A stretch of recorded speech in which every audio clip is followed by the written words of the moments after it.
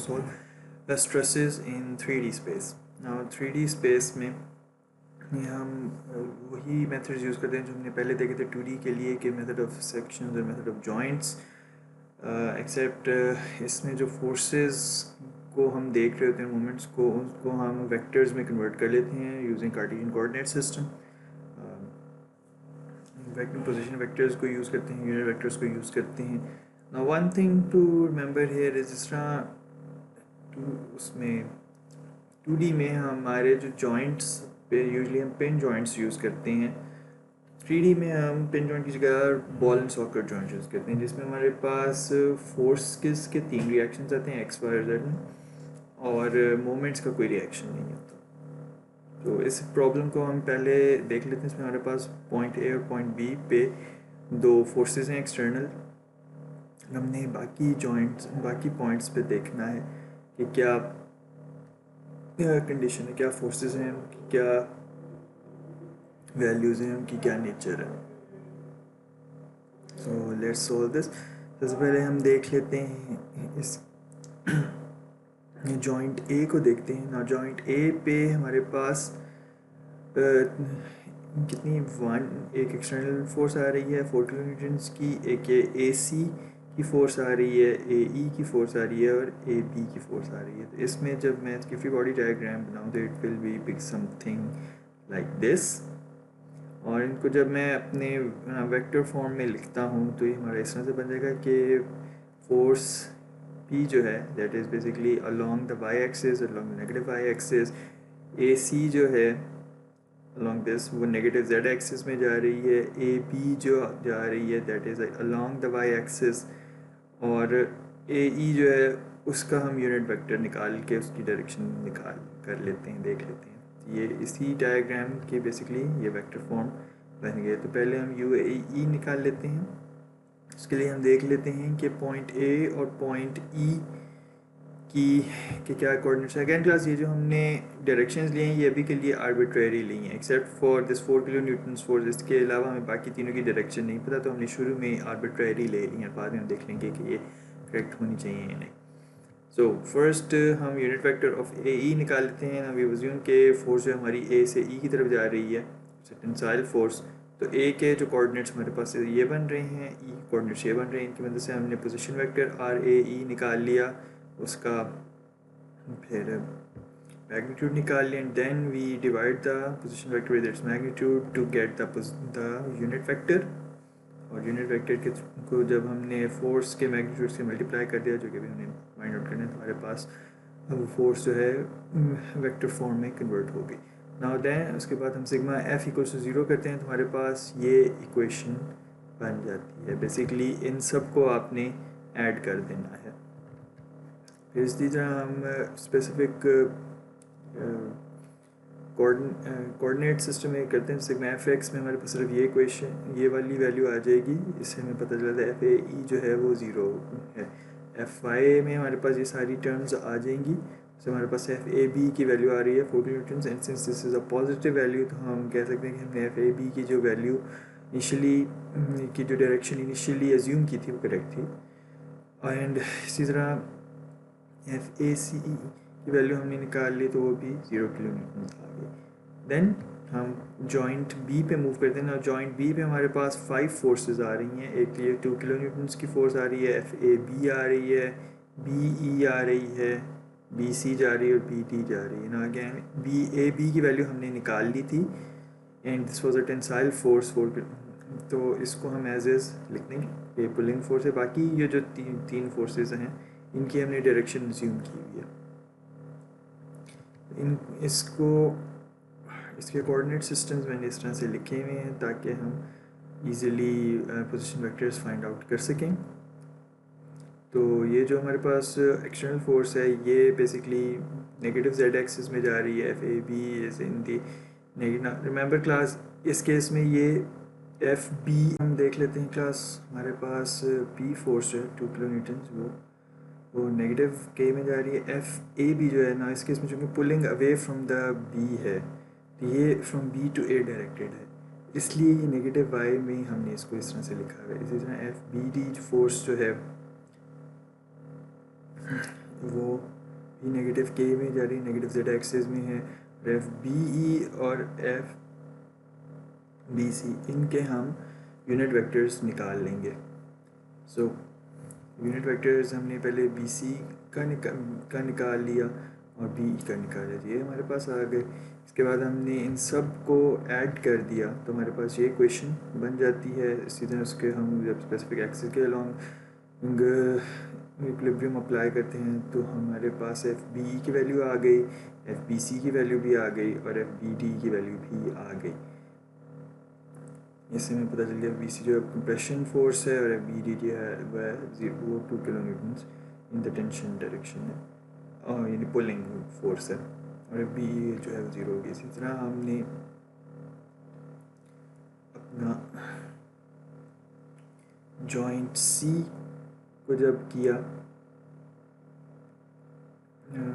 Joint ई को जब हमने देखा तो उससे हमारे पास ये इसमें एक फोर्स ई डी जा रही है, ई सी जा रही है, बी ई जा रही है और ए ई जा रही है ना। ए ई और बी ई ये दोनों 0 किलो न्यूटन्स हैं जो कि हमने पीछे इस्टेब्लिश किया था। तो ई डी और ई सी हमने निकालनी है। इनको जब हमने लिखा इन द वेक्टर फॉर्म तो ई डी जो है that is basically in the negative x axis और ई सी का हमने यूनिट वेक्टर निकाल लिया तो हमारे पास ये वैल्यूज़ आ गई। एंड जब उनको हमने इक्विलिब्रियम कंडीशन में डाला तो हमारे पास वी नो कि एफ ई सी और एफ ई डी जो है वो 0 किलो न्यूटन्स निकले। सो फिर हमने जॉइंट टी को एनालाइज किया तो हमारे पास एक फोर्स ये आ गई डी सी, डी ई और बी डी। तो डी ई हम पहले निकाला था कि 0 किलो न्यूटन्स फोर्स है, तो बाकियों को हमने लिखा तो इससे हमें पता चल वेक्टर फॉर्म में लिखा तो अल्टीमेटली हमें पता चल गया एफ डी सी भी 0 किलो न्यूटन्स है।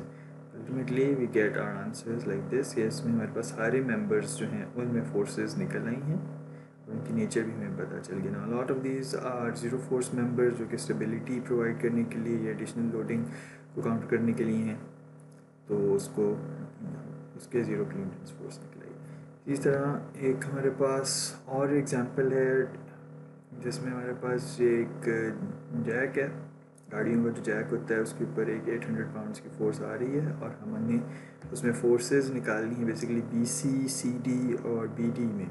इसमें मैं दिया है कि बी सी का जो डिस्टेंस है basically B C, C D और बी डी का डिस्टेंस दूसरे से 10 इंचेस है और ए का distance from the centre of the triangle जो ग्राउंड पे बन रहा है से 16 इंचेस। इसमें काफ़ी सारी ज्योमेट्री इस्तेमाल होती है तो पहले हम इसको देख लेते हैं कि कैसे होता है।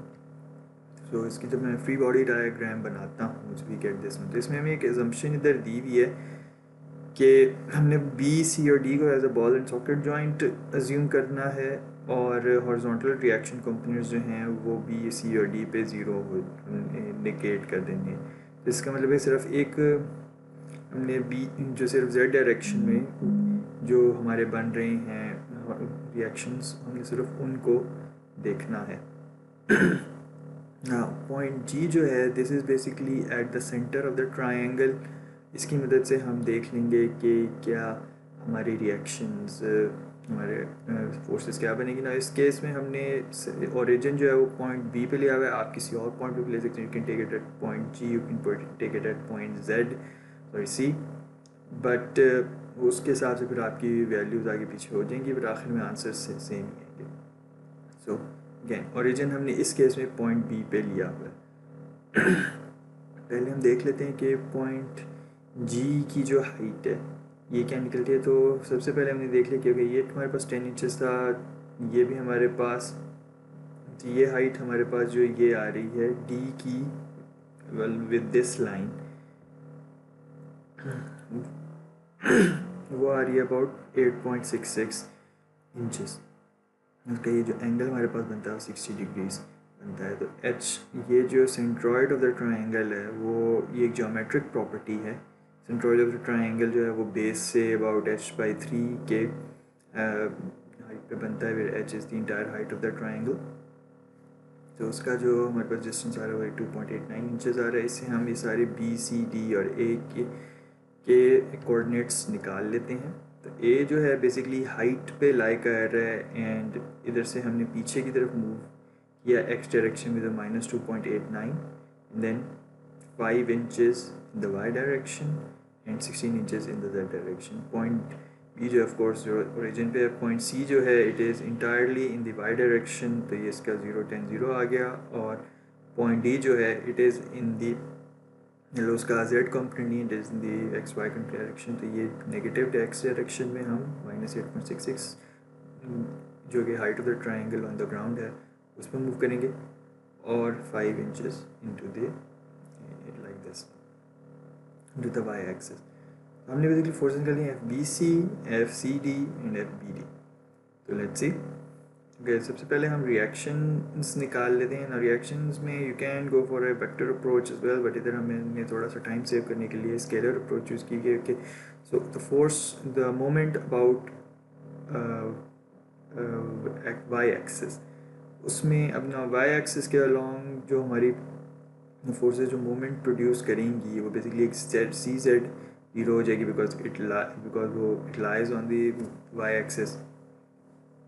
इसी तरह बी जेड जो है वो भी कोई मोमेंट प्रोड्यूस नहीं करेगी. तो मोमेंट्स जो कि प्रोड्यूस करेंगी, कोई जो फोर्सेस को जो मोमेंट प्रोड्यूस करेंगी वो एक डी जेड हो जाएगी और ए वाई हो जाएगी because they are at some distance from the Y axis.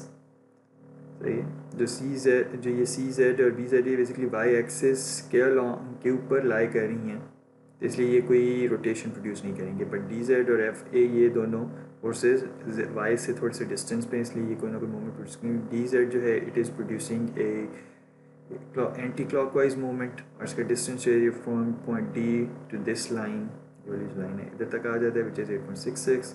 ये आ गया. एफ ए जो है इट इज़ बेसिकली ये वाला डिस्टेंस जी से इस पॉइंट तक जो इस लाइन तक जो आ रहा है वो आ जाएगा. It is producing clockwise movement, तो ये हमारे पास नेगेटिव में आ जाएगा. डी जी की वैल्यू आ गई. एम एक्स जब हमने किया movement about the x axis ना, इस केस में बी जेड जो है वो चूँकि ओरिजिन पे ला कर रहे हैं and X axis is passing through the origin, तो बी जेड भी कोई रोटेशन प्रोड्यूस नहीं करेगा. Rotation will be produced by C Z, dz and fa because all of these are at some distance from the x-axis. तो cz के case में वो एक एंटी क्लॉकवाइज मूवमेंट प्रोड्यूस करेंगे. इट इज़ लाइंग फ्रॉम इसका जो perpendicular distance बनता है ये bc बन जाता है विच इज़ 10. इसी तरह हाँ dz जो है उसका जो डिस्टेंस बनता है फ्रॉम द x-axis वो 5 आता है, और fa का भी 5 आता है. fa जो है वो क्लॉकवाइज मूवमेंट प्रोड्यूस कर रहा है, इसलिए उसका नेगेटिव साइन आ गया है. इसी तरह सिग्मा एफ जेड हम करते हैं अलॉन्ग द एफ जेड, तो again B Z will produce no moment. Okay sorry, sigma F Z हमने किया, तो इसमें हमने सिंपली सारी फोर्सेस जो वर्टिकल डायरेक्शन में हैं उनको ऐड कर दिया and then we get our answer of B Z like so. तो रिएक्शंस आ गए. अब हमने जॉइंट बी को देखा, तो जॉइंट बी हमारे पास ये है. इसमें हमारे पास एक बी जेड फोर्स है और बाकी 3 फोर्सेस ये जा रही है B A, B D and B C. तो बी जेड हमारे पास वेक्टर फॉर्म में इस तरह से because it is lying entirely in the Z axis. हमारे पास बी सी जो है it is lying in the Y direction. B D जो है उसका हम यूनिट वेक्टर निकाल लेंगे और बी ए का भी यूनिट वेक्टर निकालेंगे. तो बी ए का हमने यूनिट वेक्टर निकाला, तो ये हमारे पास वैल्यूज़ आ गई. Again B A coordinates of A minus coordinates of B divided by the magnitude of the position vector, और उससे हमारे पास ये आंसर आ गया. इसी तरह बी डी का हमने यूनिट वेक्टर निकाला तो हमारे पास ये वैल्यूज आ गई. सबको हमने ऐड किया, सही है, इन चारों फोर्सेस को हमने ऐड किया तो we get our equation like this. इसमें जब सिग्मा एफ एक्स हमने किया हमारे पास ये वैल्यू एफ ए बी की वैल्यू आ गई, और सिग्मा एफ एक्स जब हमने किया तो हमारे पास बी डी की वैल्यू आ गई. सिग्मा एफ आई की जब हमने किया तो हमारे पास बी सी की वैल्यू आ गई. तो इस केस में चूँकि एफ ए बी जो है नेगेटिव आ रहा था वही वैल्यू हमने इधर भी एफ एक्स में भी डाली है. And this will of course चूँकि ये कंप्रेसिव, ये इसकी नेगेटिव वैल्यू आ रही है. ना this is force is not really required, हमें बेसिकली बी डी और बी सी चाहिए, तो इसलिए इसको मैंने हाईलाइट नहीं किया हुआ. तो फिर हम जॉइंट सी पे मूव करते हैं. Joint C is basically here, इसमें हमारे पास एक ये एक्सटर्नल फोर्स है और 3 ये मेंबर्स में फोर्सेस आ रही हैं। इनको जब हम इन वेक्टर फॉर्म लिखते हैं तो we get our equations like this. Again sigma F equal to 0 किया तो आखिर में हमारे पास एफ बी सी है, उसकी ये वैल्यू आ गई, it is in tension force. ये हमारे पास आंसर आ गया। तो class again use the information given, geometry is very important in mechanics, तो उसको स्किप आउट मत करें। Okay, so this brings us to the end of this lecture, thank you. इसमें हमने मेथड ऑफ सेक्शंस नहीं देखे बट उसके examples books में गिवन है, वो फिर हम क्लास में भी उसको देखेंगे। Okay, thank you.